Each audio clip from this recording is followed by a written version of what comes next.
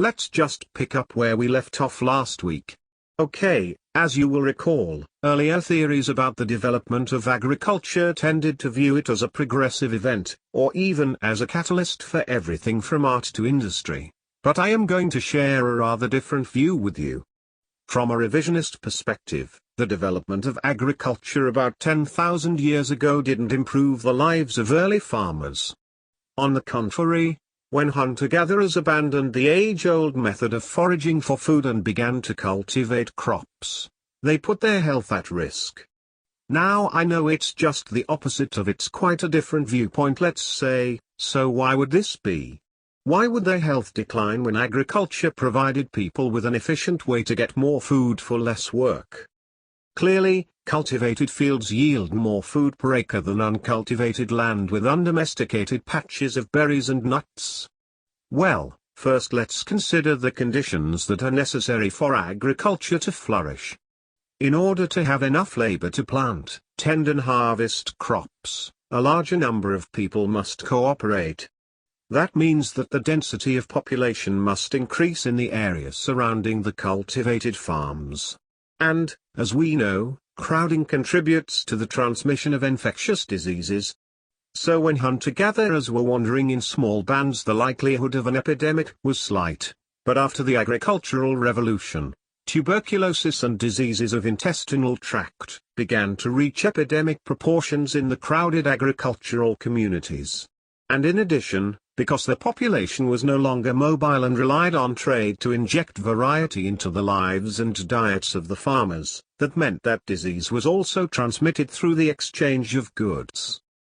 Now, the revisionists also argue that the content of the diet for early farmers was inferior to that of the hunter-gatherers. You will recall that the hunter-gatherers enjoyed a variety of foods selected from wild plants and game. And in studies of modern tribes that have continued the tradition of hunting and gathering food, it appears that those have a better balance of nutrients and even more proteins than the tribes that have adopted agriculture lifestyles. Today, 3 grain crops, wheat, corn and rice, account for the bulk of calories consumed by farming societies.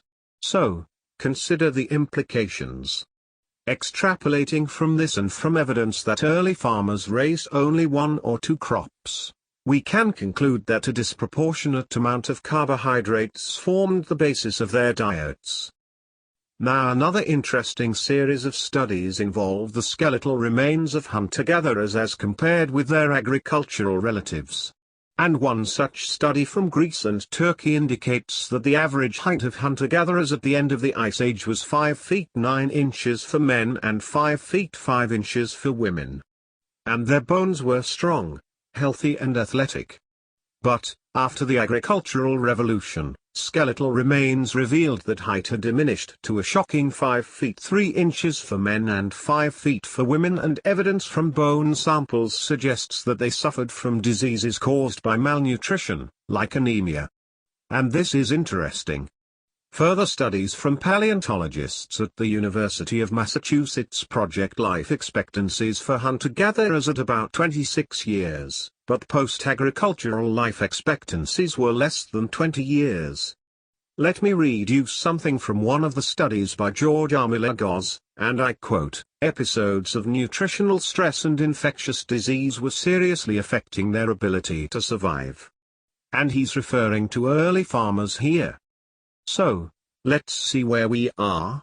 Oh yes, consider that hunter-gatherers had the advantage of mobility.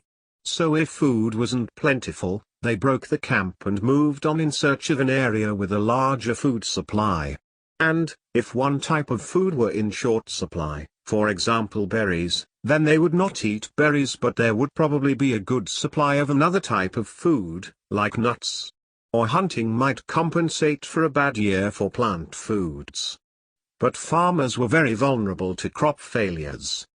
Remember, most early farmers cultivated only 1 or 2 crops.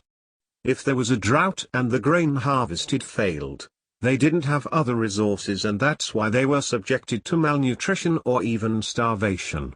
So, as you see, revisionists have made a rather convincing case. To sum up, according to the revisionists, The development of agriculture put the health of early farmers at risk.